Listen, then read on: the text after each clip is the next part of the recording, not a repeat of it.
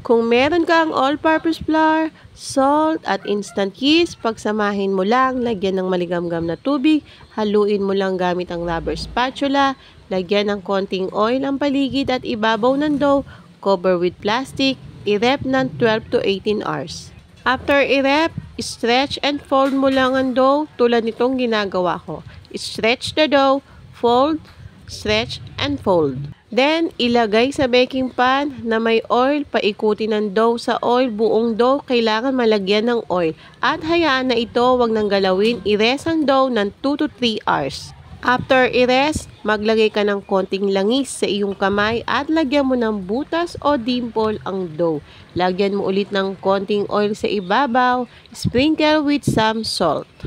Kung gusto mo ng may aroma ng herbs tulad ng rosemary, lagyan mo sa ibabaw. Pero pwede din namang wala. I-bake sa preheated oven sa simpleng ingredients. Kahit medyo matagal bago i-bake, makakagawa ka na ng napakasarap, napakalambot na focaccia bread. Super worth it! Sigurado uulitin mo ang paggawa nito. Pwede mong i-partner sa iyong paboritong palaman at sa iyong mainit na kape. Yun lang! Thank you for watching. Bye-bye!